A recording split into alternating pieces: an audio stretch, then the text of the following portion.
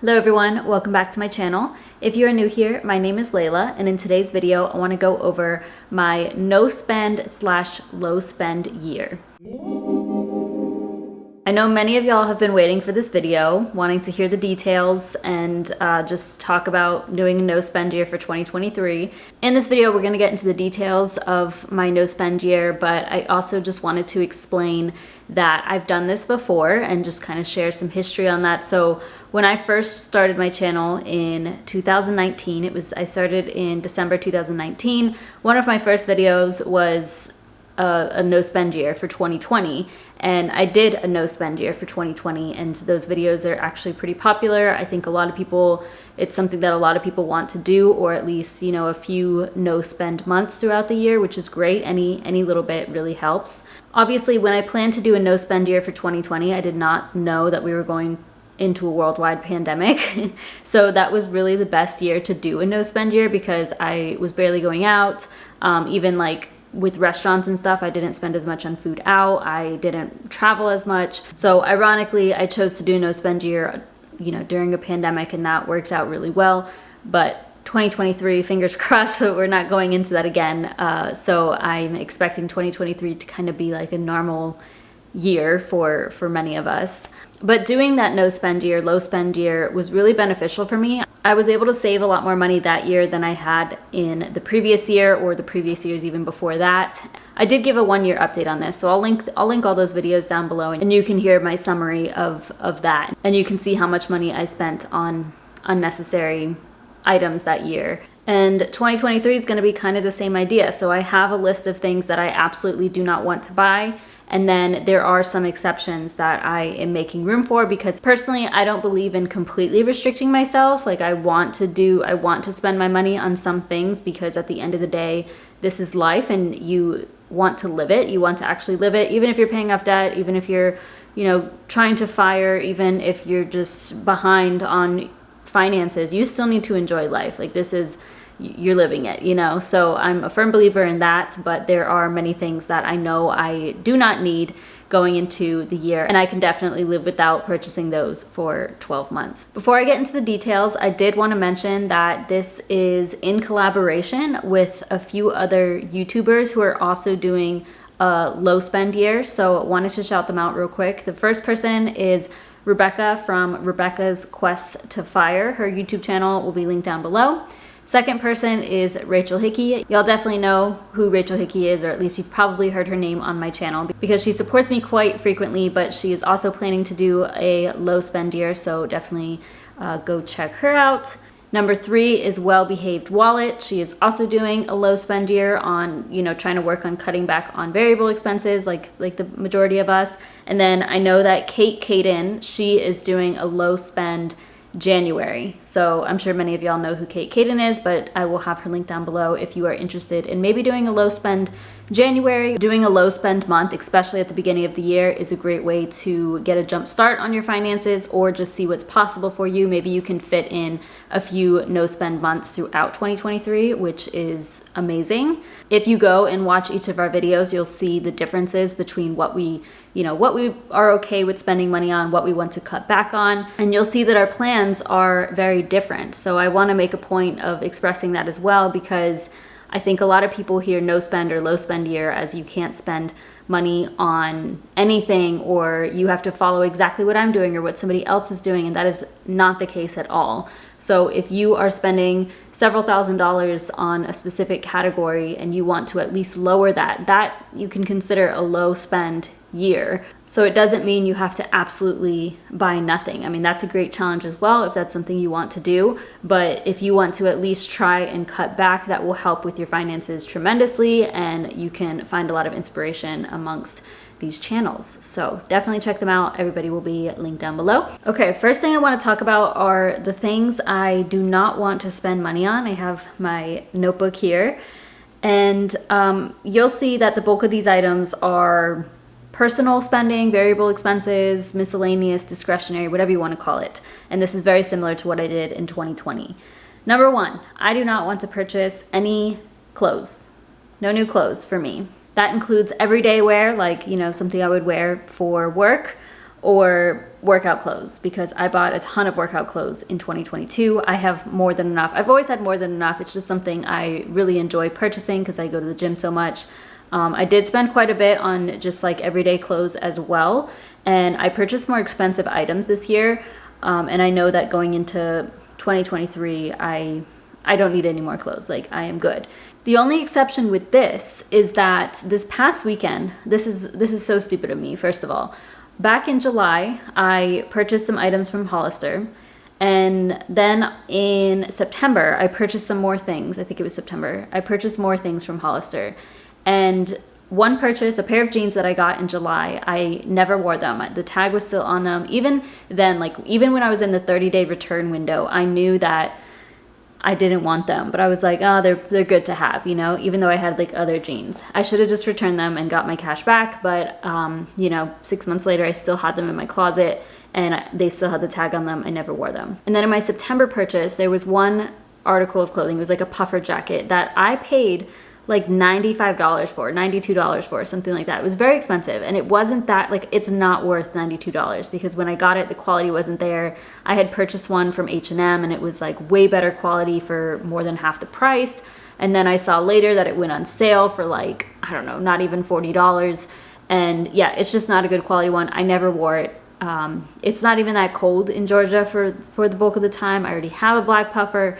So again, I should have returned that in the 30-day window. I had a feeling I wouldn't keep it, but I passed that. So this past weekend, I went back to Hollister, returned those items, and got a store credit. So I have like $140 worth, $130 worth of store credit to Hollister. So if I go to Hollister and end up buying some clothes, it would be with a gift card. So I'm only allowed to spend what I have on that gift card in 2023. I don't know if I'll do that. I'll just see how I feel. Like if I want to buy some summer clothes or something, I have $100-something with Hollister that I can only spend there because I should have returned in the 30-day window, but I didn't. I know that's still technically me buying, but like the money's already spent. I can only spend it at Hollister or Abercrombie. So yeah, I'll keep you updated though. Number 2, shoes. No shoes. Don't want to purchase any shoes. I think I bought 5 pairs of shoes this year. Maybe more than that. 6, because I bought some sandals and those were like $10. But yeah, I think 6 pairs of shoes this year. 5 of them being sneakers. I definitely don't need any more. I'm good. These should last. I do believe you should buy sneakers fairly frequently depending on your activity. Like if you're going running or walking a lot or lifting, it just depends on your situation. But across all the shoes I have, I'm good. Number 3, I don't want to purchase any books. I probably spent a couple hundred on books this year. Reading is one of my favorite things in the world. I read almost every single night, fiction in particular. I used to be a huge nonfiction reader. I can't even stand it. I only want to read fiction. I'm a huge fan of Colleen Hoover and just like thrillers or young romance. Like I'm not ashamed to say that. I love those books. It takes me to a place, like a different world. You know, it's like a movie, a really long movie that I get to read every single night, and I just love it. In 2020, I think so far I've read like 25 books, the bulk of them being fiction. But still, I also have so many more that I bought in 2022 that I can read into 2023. I'm looking over there because I have a stack of books that I have not read yet. 1, 2, 3, 4, 5, 6, 7, 8, 9, 10, 11, 12, 13, 14, 15, 16. I have at least 16 books that I haven't read yet, and I ordered some in December that are not here yet. I just love books, I'm sorry, okay? But I don't want to buy any in 2023. There are actually quite a few free libraries around me, which it's like literal free libraries. It's like these little wooden stands around neighborhoods, and you can take a book, leave a book, read the book, bring it back type of thing. And I do that all the time. I think it's so fun to see what's in there. Obviously, I have my library card. The thing about the library is that oftentimes the books that I want to read are on hold, and my library county is just really popular. Like the books I want have like 200 plus holds on them. So that's why I end up buying the books. But anyways, moving on from that, next thing is electronics. I do not want to purchase any electronics unless I absolutely need to, so I'll talk about that in just a bit. But I should be good. This year I bought a laptop, I bought a new phone, I bought a GoPro for filming. This camera is still pretty good. Fingers crossed it stays that way. I do take pretty good care of my stuff, so I just try to make things last as long as possible. And since I bought all those things, I will not need those in 2023.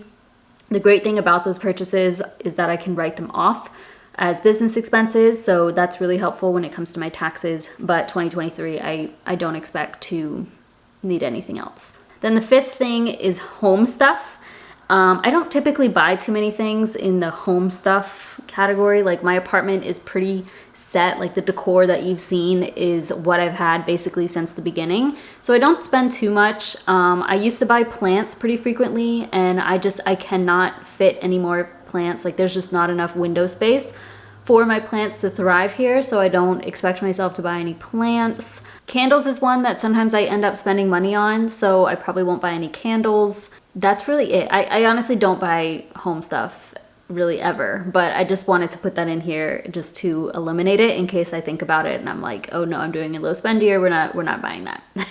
Okay, now the things that I'm okay with spending money on. Obviously it's a given that I need to pay my rent, I need to pay my bills, groceries, all that stuff. I'm cool with food out. I have like a spending plan, which I'll film a video on how much I'm expecting to spend in each category. I film that every year. That's a given, you know, but there are some things that I'm okay with spending money on for 2023. The first one is travel. Y'all know that I am always down for travel if I have the means to. I think it's a great experience. I am a firm believer that you should travel while you're in debt if that's something that you want to do. The money will come, you know, like I'm pretty reasonable with my traveling, and also oftentimes almost every time I'm traveling with my boyfriend, so we split the cost or he ends up paying more. I know not everybody can do that, but that also makes it a lot easier for me. The other thing is that I applied for the Venture X Capital One credit card. I did get approved. I got it literally just yesterday. I got the card in the mail. So after spending $4,000 on that card, I get $750 of travel cash, like money I can use for travel. So definitely going to take advantage of that probably in 2023, but I'm expecting quite a bit of travel in 2023. I have some random things here and there I'm thinking about, and then probably 1 or 2 bigger trips with my boyfriend. Number 2 would be experiences/services. What I mean by this primarily is, so first of all, one thing I know I'm going to spend money on is getting a tarot card reading. I know that's super random, but I know I'm doing it in January. I went to this woman in 2021 and she did my tarot reading. When I went with her in 2021, I didn't tell her anything about myself, and the first question she asked me was like she knew what, it was crazy. It was just so weird. Like, she knew what was going on in my life. She made predictions about my job that came true. She made predictions even about that involved my boyfriend. Like, oh, your boyfriend's gonna blah, blah, blah. And that happened. It was just insane to me. Like, the fact that she was able to read something about my boyfriend through me and that came true as well. It was absolutely mind-blowing, and it's been over a year since I've seen her. I would like to support her. She is awesome. If you're in the Atlanta area and you're interested in something like that, then feel free to email me, but probably something I would only do like once or twice a year. But I know not everybody believes in that. That's fine, but I am cool with spending money on that and happy to. As for experiences, this would be things like fun/entertainment. Going to movies, I'm fine with. If my favorite DJ comes to Atlanta, I'm going. If my favorite artist comes to Atlanta, I'm going, which I'm expecting potentially the both of them to go to. So probably a couple of either festivals, raves, concerts to go to in 2023. Any other fun experiences? Like in 2022, I went whitewater rafting. That's something I would do again, or like something similar to that. Yeah, any sort of experience like that, I am absolutely willing to pay for, because again, life is worth living, and I'm not gonna not spend money on something that creates a lot of fun memories for me. The third thing is I'm okay with spending money on replacing necessary broken items. So if I don't want to manifest anything breaking, But if something that I absolutely need and I can't find a free replacement for it, or I can't get by without it for whatever reason, I'm okay with replacing that. Or if I need like batteries for something, like that's cool to buy, you know? Also, I'm okay with replacing empty items. So if I run out of my moisturizer, of course I'm gonna buy that. I'm still purchasing, like I'm budgeting for health and beauty expenses, but if I run out of like a lotion, for example, that's not absolutely necessary, like a body lotion, but it's my favorite thing, I will replace that, because I already know like I'm gonna run out of that at some point in 2023, and I'm cool with replacing that. I am also okay with purchasing gifts. So this is something I did in 2020. I probably won't be doing Christmas gifts, just like for 2022. My family isn't doing Christmas gifts, or at least I'm not. Myself, my sister, my boyfriend, my mom, we're like all on board for the most part. So 2022, no Christmas gifts, but I really like buying people gifts in general, and more so when I don't feel like I have to, and more so for birthdays. Like for me, I really enjoy purchasing birthday gifts, and plus I have my sinking funds for that, so I will still have my gift sinking funds. I will pull from that when I need to, but I do plan on spending on gifts. And that is it for my exceptions, and I think that will work pretty well for me. Now, going along with this low spend year, I wanted to add in something else, and that is decluttering. I wanted to throw in there to also get rid of at least 365 items in 2023.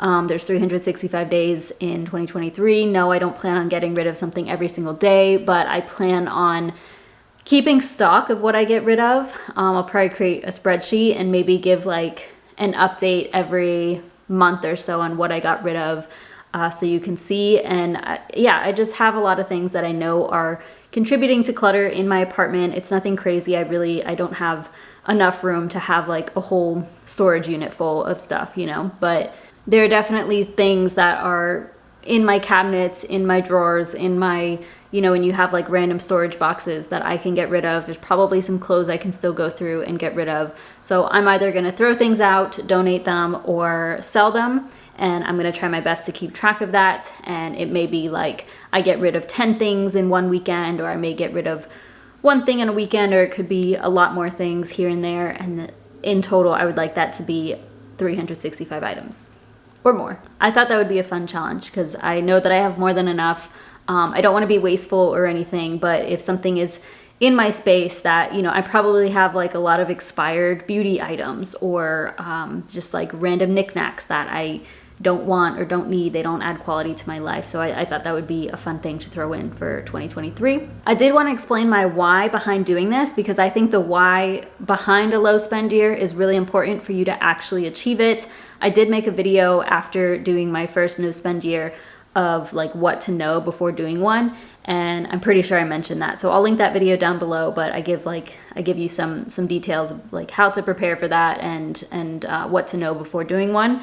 And I think having a why is really important, because otherwise it's easy to get distracted or to make excuses as to why you want to purchase that, or like, it's fine, I'll just buy it. The first thing for me is the timing just feels right.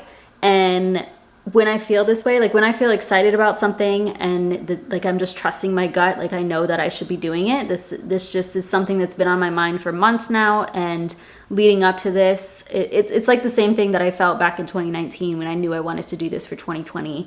Yeah, it just feels right. So for me, I'm listening to what my gut, what my heart is telling me to do, as cliche and corny as that is, but it feels right, so I'm going to do it. Number 2 is that I am behind on my debt-free goal by quite a bit, and that was upsetting to me. And you know, I know everybody's journey is different, so please don't compare your journey to mine. I know I've made a decent amount of progress. I am proud of myself. I'm very happy with the progress I've made. It is pretty incredible. But I know I could do better, and I hate that I keep saying like, oh, I'll be debt-free by this year, I'll be debt-free by this month, by this year. Like, it's been way too long of me saying that and trying to go after things. I will say some of the times that I've said it, it's been like a stretch goal or like an impossible goal, because I would need to significantly increase my income. And so my income was more of an important factor than my actual spending, because there have been, you know, I don't spend that much money on personal things. Like, it's for 2022, you'll see when I give an update on everything that I spent my money on, but it's like I think for 2022 so far, it's like $2,500. So even if I had that $2,500 or even like $3,000, that wouldn't make me debt free still. Yeah, so just because of that, because I'm behind on my debt free goal, I really want to prioritize my debt. I'm turning 30 in 2023, and I want this to be it, you know? Like, I just want to be debt free by 30. I want to max out my Roth IRA again. I want to get closer to all of my financial goals in general, get closer to my net worth goals, get closer to 100K invested, all of these things. And again, going back to that timing feels right. This is going to help me do that. Number 3 is that I have more than I need. I have beyond more than I need. And I always have, you know, there's whenever I do personal spending, it's typically a want, never a need. It's a nice to have. So I know that I have more than enough. I know many of us do. Yeah, I think it's good to sometimes take a step back and like look at all the things that you have. This is also why I'm doing the declutter, because it's nice to take a step back and look at everything that you have. Do I need this? Do I want this? Does this add quality to my life? How often do I wear that? Should I get rid of it? Also to kind of burn through things. So if you have an item that you use so frequently that eventually you have to replace it, like that's good. That's a good thing. I like to have a phone that, you know, I use for 4 years and then I replace it instead of upgrading every year. Or if I have a jacket that I can use for years and years and years, why do I need to replace it? You know, wait to replace it until you absolutely need to. So that's something I kind of want to evaluate and recheck again. And in saying that, obviously, I'm not saying I'm going to do low spend, no spend for the rest of my life. It's just, I think a whole year of not buying new things, especially material things, is really beneficial.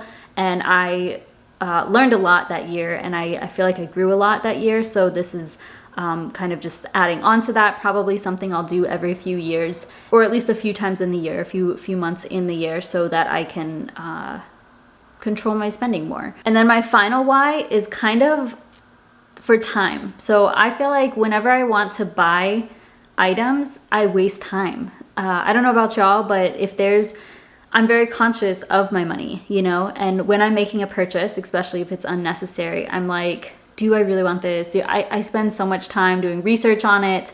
I have an example, actually. So this month I've been looking into a walking pad, like for under my desk, a walking treadmill, so that I could walk while I work. And I spent like a couple of hours doing research on this. Like, is it worth it? What are the benefits? Which one should I get? I was reading Amazon reviews. I asked in like a Facebook group. I was looking in Reddit forums. Is it worth it? What do you do for this?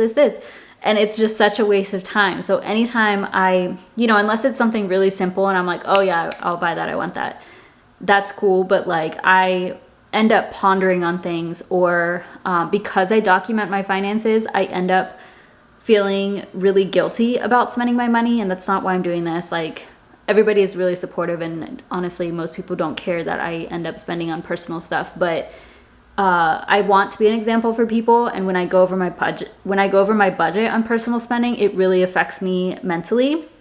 And I've had people say like, it's your money, you can do what you want, but it's also mentally consuming for me, and so that's also a waste of time because I think about it and I don't want that. I don't want that energy in 2023. So yeah, for me, it is a big time suck because I end up doing a lot of research or thinking about the purchase for longer than I expected to. Okay, and the final thing that I want to touch on is some things that I'm doing to make this a little bit easier on myself. The first thing is that I'm going to be off of social media. So I do this pretty frequently. Actually, I think this is actually the longest amount of time I've been on social media in a few years. And I'm also feeling the urge to get rid of it. I was off of social media from January through May in 2022, and then since May, I've been on it. So that's a pretty long time for me to be on it. I find it extremely mentally draining, time suck. I find it to be tempting, like I spend more money because I'm on social media, which is another reason why I want to get off of it. And I tried, like creating content. It's just not my thing. Like, I'm cool with creating YouTube videos, but creating Instagram posts, Reels, TikToks, it's just hard for me and not something that I have the energy to make content for right now. So I can't keep lying to myself and thinking that's what I have it for, because it doesn't really benefit me that much. And I know this is kind of going off the point, but I really personally like the idea of creating more content than I consume. And I found that I've been consuming more than I am creating. And I can definitely say in 2022 that I spent more money because of social media. Obviously, nobody's forcing me to, but I see something and I'm like, oh, I want that. Whereas if I was off social media, I wouldn't have seen that and I wouldn't have bought it. So that's the first thing. It's pretty major to me because it's eliminating this whole aspect of advertising, and it can actually make a really big impact. So yeah, definitely gonna be off of social media. I'm gonna try to do it for the whole year, but that's gonna be, I always keep my accounts up, but I delete the app off my phone, log out on my laptop and stuff. So no Facebook, Instagram, TikTok, even getting rid of Reddit. So going extreme. And then the second thing that I'm doing to help myself with this no spend is unsubscribing from companies that email me. I've already started doing this, but all the time, it's every single day. You know, if you purchase something from a company, they will email you very frequently with discounts, with updates, with new items. It is so much, and it's gonna help my inbox, number one, because I have so many unread emails. And then also it's one less thing for me to see, one less ad for me to see. So I've already been doing that, cleaning up where I can, unsubscribing from those companies that are tempting for me and what I usually get sucked into and end up seeing something I like and wanting to buy. So trying my best to control my environment basically with those two things. Okay, so those are all the details for my low spend year 2023. If you have any questions, feel free to comment those down below. If you are planning on doing this, also please let us know. And if you are a YouTuber in particular and you are participating, then definitely comment down below. I can add your info to my description box and let other people know that they can watch you for some inspiration for a no spend year. Later this month, I will be uploading a video on my spending plan for 2023, so you'll see where I am expecting to spend money just to get even more clarity on what I'm okay with spending money on and what I'm not spending money on. I do that every year, so stay tuned for that. But otherwise, I will keep you all updated in my monthly update videos or Transfer Tuesdays. I don't know, we'll see what happens in 2023, but I will share with you what I end up getting rid of, and you will see that I'm going to stick to $0 in personal spending each month. I'm very excited for this. I'm very excited to be doing this as a community. I see lots of people commenting that they're doing this as well. And I think it's really helpful to do this as a community, as a group. It's really inspiring. Thank you so much for watching. Please give this video a thumbs up, subscribe if you haven't already, and I'll see you in my next video.